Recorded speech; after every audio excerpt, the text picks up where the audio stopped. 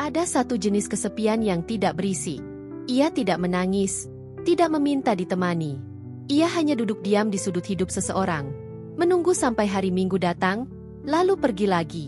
Surti dan Tejo tidak pernah merencanakan cinta. Yang mereka rencanakan hanya cara sederhana agar dunia berhenti bertanya.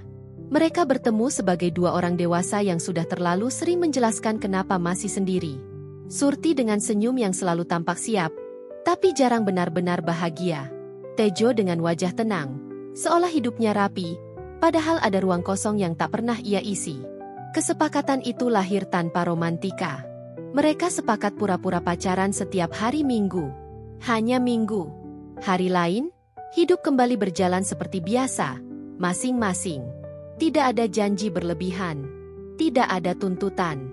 Hanya kebersamaan sementara, untuk menipu kesepian yang terlalu rajin datang di akhir pekan. Minggu pertama terasa canggung.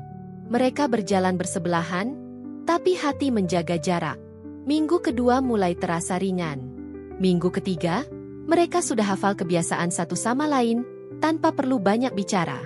Surti mulai menyiapkan baju terbaiknya bukan karena ingin terlihat cantik, tapi karena Minggu terasa seperti hari yang pantas dirayakan. Tejo mulai bangun lebih pagi, bukan karena ada tujuan besar, tapi karena ada seseorang yang menunggu waktu bersamanya. Mereka tidak saling bertanya masa lalu, tidak membahas masa depan. Hari Minggu hanya tentang hari itu saja.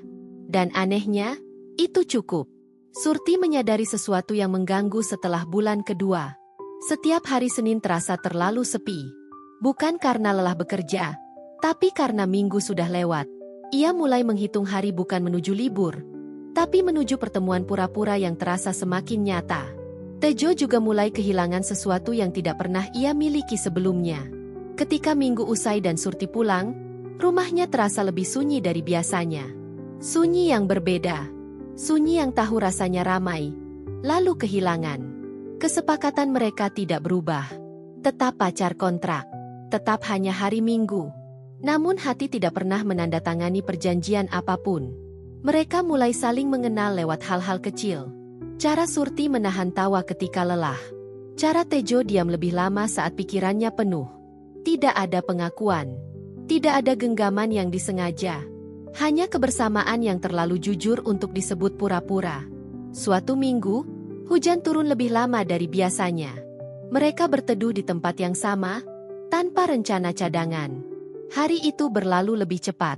Dan saat senja datang, Surti merasa takut. Bukan takut kehilangan Tejo, tapi takut jika semua ini hanya berakhir sebagai kontrak yang selesai masa berlakunya. Tejo merasakan hal serupa. Ia mulai bertanya pada dirinya sendiri, sejak kapan ia menunggu Minggu bukan karena kesepakatan, tapi karena Surti. Namun tidak ada yang berani melanggar aturan pertama mereka. Tidak ada perasaan yang dibicarakan.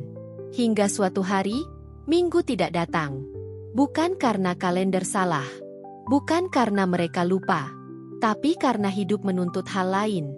Minggu itu, Surti sibuk. Tejo juga. Dan untuk pertama kalinya, mereka tidak bertemu. Surti mencoba meyakinkan dirinya bahwa semuanya baik-baik saja. Ini hanya jeda. Ini hanya kontrak yang sedang istirahat. Namun malam itu terasa terlalu panjang. Tidak ada cerita Minggu untuk dikenang. Tidak ada rasa lelah yang hangat.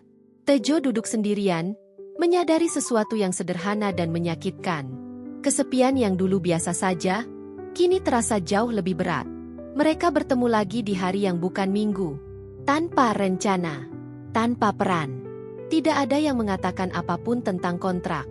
Tidak ada yang menyebut kesepakatan. Mereka hanya duduk berhadapan, sebagai dua orang yang akhirnya jujur pada diri sendiri. Hari itu, tidak ada saksi. Tidak ada yang perlu diyakinkan. Tidak ada dunia yang perlu ditipu. Mereka tidak lagi pura-pura pacaran. Mereka tidak mendeklarasikan apapun.